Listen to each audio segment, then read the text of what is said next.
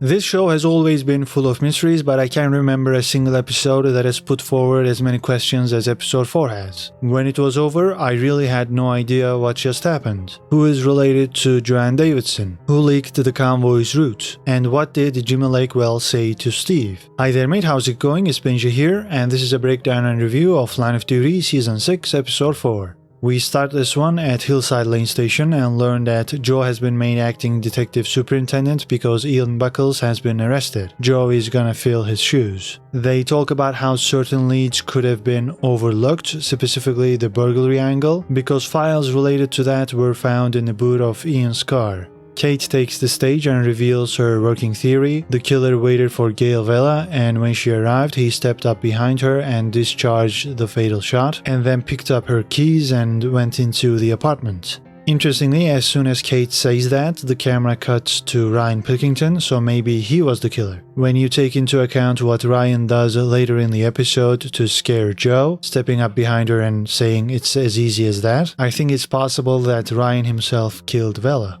The dynamic between Ryan and Jo makes it clear that Jo is an unwilling participant. In fact, she messages her organized crime group handler to say that she is finished now that Ian has been served up as a sacrificial lamb. This suggestion was always there because we remember Jo freaking out in her car and throwing a glass after looking at her mother's picture. We knew she was bent, but she was being pressured.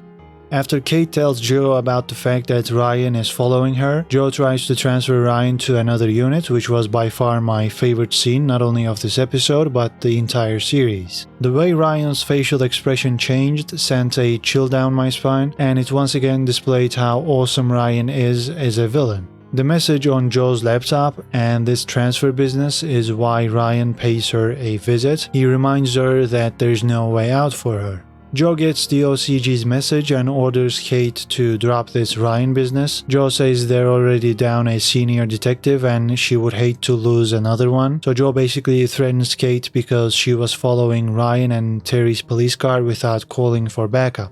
That is Jo's excuse for not focusing too much on Ryan. So Ryan's persuasion technique was extremely effective. Nonetheless, Ryan takes no chances and informs Jo at the end of the episode that Jimmy Lakewell is dead. She wants to know the cause of death, and Ryan goes, "Being a rat, ma'am." My goodness, I wanted to punch Ryan so hard here. Look at that smug face. This duo was the best part of the episode for me. Let's continue with Ian Buckles. It comes out that he helped out a bunch of suspects back in the day in exchange for sexual favors. Deborah was one of those suspects. She was accused of assault, but Ian dropped the case. 8 years later, Deborah showed up to claim that she saw Terry Boyle arguing with Alistair Oldroyd at a pub, implicating Terry in Gail Vela's murder. Ian looks guilty to AC-12 and he's charged for a few reasons. The files found in the boot of his car that suggest there was a burglary after Vela was murdered, Ian and Deborah's relationship, the surveillance authority mess up and the delay to deploy an arrest team in the first episode, and Ryan joining the murder investigation team. But we already know that the surveillance authority mess up was Jo's fault, and she could have easily suggested Ryan to replace Farida Jatri. The smoking guns are the files in the boot of Ian's car, but again, OCG operatives are extremely capable. They could have put the files in Ian's golf bag, and maybe that's how they ended up in the boot of his car. The sexual favor stuff doesn't really surprise me, to be honest. Ian is a tool if I've ever seen one, so I buy the fact that he would try to sleep with suspects.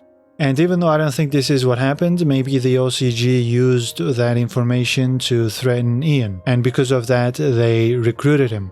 I think the more likely scenario is they knew Ian was such an incompetent and oblivious cop that they made sure that he got promoted to a senior position. They then placed their real operatives under his command and they could virtually do whatever they wanted because Ian was indifferent. He did not pay close attention to cases. In fact, that was his whole defense during the AC-12 interview. He made it clear that he didn't know what the frack was going on in his own unit, and I believe him. I think he is that negligent and stupid, and that is what makes him a perfect sacrificial lamb for the OCG. They did their bidding under Ian's nose and they forced Jo to work for them. When the heat was on Jo, they sacrificed Ian.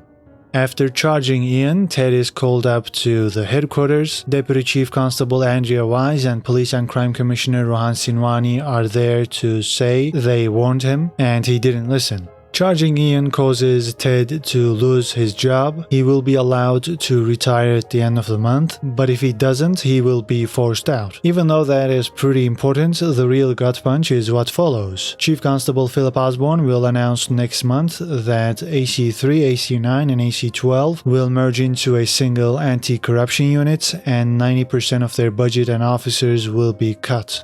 I found this incredibly strange because throughout the season they've been talking about how they want to avoid media attention. That's why they wanted Ted to halt his investigations, and now they go ahead and virtually destroy anti-corruption. How is that gonna play out in the media? Poorly, I would imagine.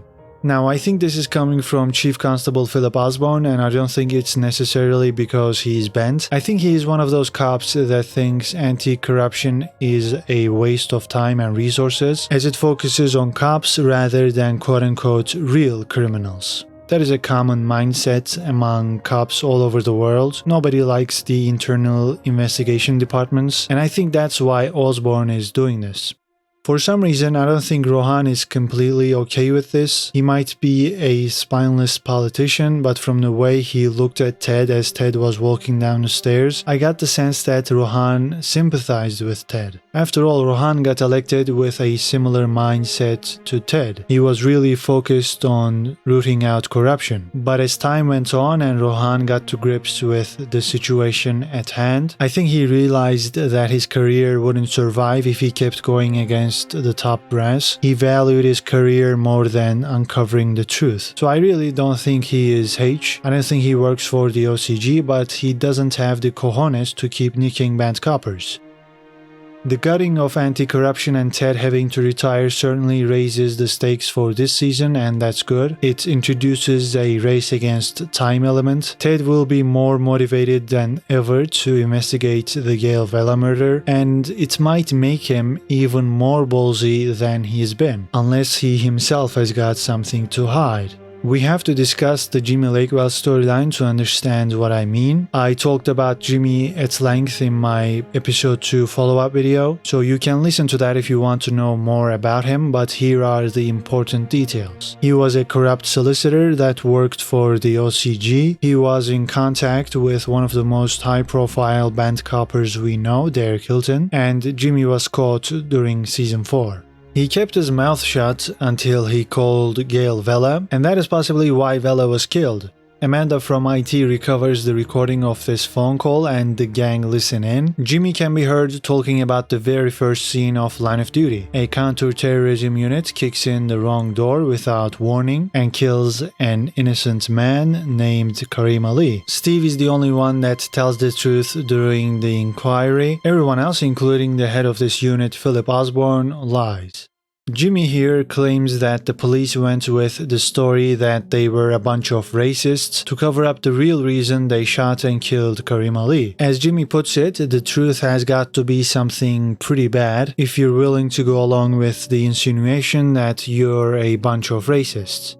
Steve finally recognizes Jimmy's voice and they have a chat, but Jimmy is too afraid to speak in front of the guard. Therefore, AC-12 get him out of there with armed response vehicles and Steve tries to convince Jimmy. Jimmy is doubtful that this is gonna work because putting him in witness protection would require authorization at ministerial level. Jimmy says any information he would share at that moment wouldn't be evidential, meaning that he's about to tell Steve why Gail Vela was killed and who was behind it. Unfortunately, we don't hear that on camera as the OCG ambush the police convoy. It was incredibly exciting to watch the chaos that unfolded here. For a moment I was afraid Steve was going to get killed by the sniper, but Steve makes one of the most impressive shots in the history of television, which, wasn't too believable, but I was still celebrating because that was awesome to watch.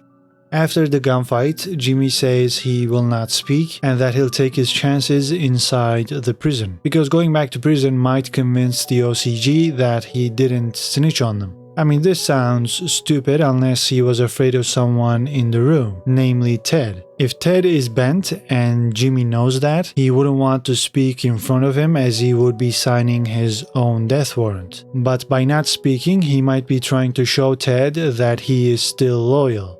This is why Jimmy told something to Steve in the van before the ambush. He made sure it was off the record. Jimmy and Steve acknowledge this during the interview. Jimmy says, quote, "That's right, isn't it, D.I. Arnott? I didn't talk," end quote. And Steve nods, suggesting that Jimmy's secret is safe with him.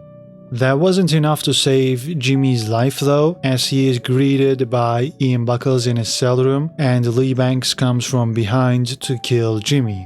I think the OCG got to Ian in prison, not before that, and they wanted Ian to take the blame to put this matter to rest. Ian's life is in danger, he sees that with his own eyes, so he's gonna go along with whatever the OCG wants him to do now. This is just my opinion though, it might not be true. Ian might have been working for them willingly since the beginning.